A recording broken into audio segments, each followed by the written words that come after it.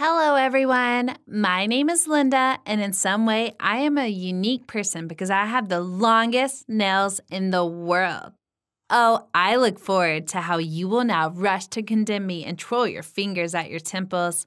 But I suggest you refrain from this and listen to my story. For some reason, everyone thinks that my nails are the result of some pointless mental problems, family problems, and my lack of basic ideas about hygiene. However, in fact, none of those theories are true. When I was born, I was a very whiny and moody baby. My mother hardly slept and had no idea what to do with me. I cried for reasons or without them, and of course, any manipulations with my body made me hysterical. Bathing, changing clothes, feeding, and even cutting my nails. All of this was like death for my mother. And at some point, she was so tired of all this and of my behavior that she decided to do everything that would make my calmness last as long as possible. She began to buy me the simplest clothes that she could put on me when necessary so that I could be done in a couple of seconds. She almost completely cut my hair so that she could comb it as little as possible and bathed me as rarely as possible.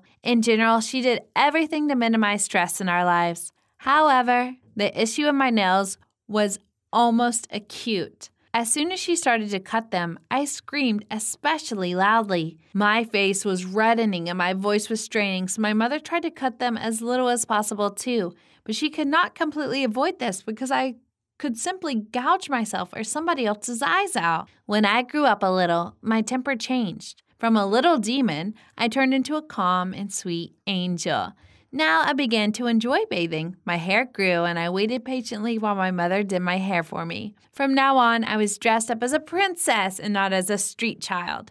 In general, life began to improve, and only the problem with my nails did not go anywhere.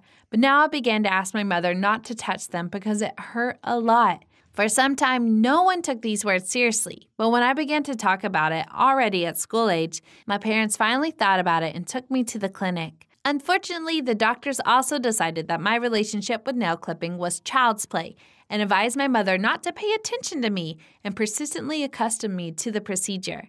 Well, I will not say anything about what I think about the competence of these doctors, but the fact is that their suffering continued. Every time I had to get my nails clipped, I think the neighbors were ready to call the exorcist and child services at the same time. And at some point, my mother finally realized that all this was not normal. Therefore, she began to seek an accurate diagnosis from doctors, which would be the answer to the question of why did I turn from a normal child into a fiend of hell while getting my nails cut.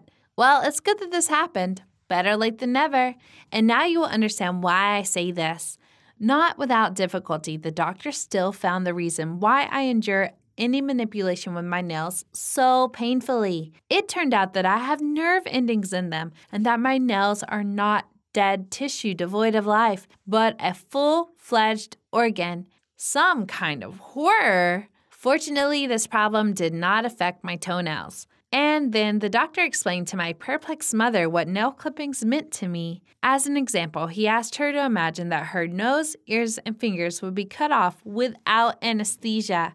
So, on the pain scale, I felt the same every time I am deprived of my nails. My mom was horrified when she realized what I had to endure all these years and that she was torturing her own child with her own hands, dooming me to extreme suffering, and I, on the contrary, was glad that they stopped considering me a faker and hysteric. Soon then, the issues of cutting my nails had been closed, and it turns out that from that age of 9, I began to grow them out. To be honest, all the girls in class envied me, and I myself was delighted with my manicure. However, within a year, my nails had grown to such an extent that it was simply not possible to live with them any longer. Their length at that time was about half a finger. Around the same time, a new physical education teacher appeared in our school. I don't know why no one warned her about why I had such long nails, but the fact is that she mistook me for a brazen, pretentious girl and loudly resented the fact that at my age I was too early to have such nails. She did not even want to hear any explanations and said that in her classes I would have to do all the same things with all the other students would do. Can you guess what we were doing that day? Volleyball. Moreover, the teacher herself stood up to play in the opposite team and purposely threw the ball to me every now and then, and of course it didn't work out well because I tried my best to protect my nails from injury, substituting my wrist under the ball. And when they were completely bruised, I automatically put my palms under the ball, flying from the serve, and it hit me right on the nails. I had a pain shock. I screamed and then lost consciousness. I came to my senses only after 3 days, and this is not surprising because I needed an urgent nail cut due to the injury, and the doctors decided to do it for me under anesthesia. However, we had to plan to do this once a year anyway, but here we got another unpleasant surprise. It turned out that as soon as I was under anesthesia, my heart stopped. I was brought back to life with great difficulty, and that is why I was in a coma for 3 days. That is on that day. It turned out that I should forget about cutting my nails for the rest of my life. Then I began to grow my nails, seriously realizing that I would never cut them again. And if at first everything was quite tolerable, then I began to grow my nails seriously, realizing that I would never cut them again. And if at first everything was quite tolerable, then hell broke loose. I just found it hard to have them on my fingers, and then they started hurting me with their weight. In addition, the most elementary actions began to turn into special missions for me.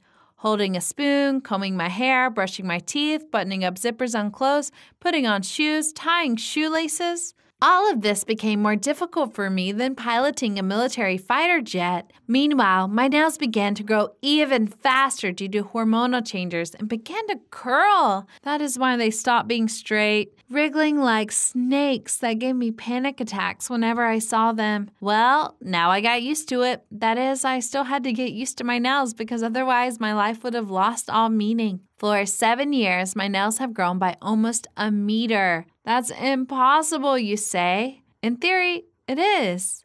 But since I started a hormonal surge in adolescence, my nails significantly accelerated the growth. Besides, a couple years ago, one of the doctors suggested that I try an experimental therapy that was supposed to slow down the growth of nails. When we agreed, and I even went through half of the course, it turned out that the effect of such treatment was opposite. That is, my nails began to grow like crazy, and only in the first month they grew by 5 centimeters. This madness continued for almost a year until the effects of the drugs ended. It turned out that the half length of my nails grew at that time. I can't tell you how hard it was for me at that time. Now my mother helps me with everything. She puts clothes on me, helps me to eat, to take care of myself, and takes care of my safety. Safety came first when on the street. I was thinking about something and spread my nails right on the ground, and a man passing by accidentally stepped on one of them. It was very, very painful, and the injured nail then took several months to heal. So now we know that one can't put nails just anywhere. Can you imagine life with 1 meter nails? Share in the comments how it would be. Don't forget to click on the thumbs up button and subscribe to our channel.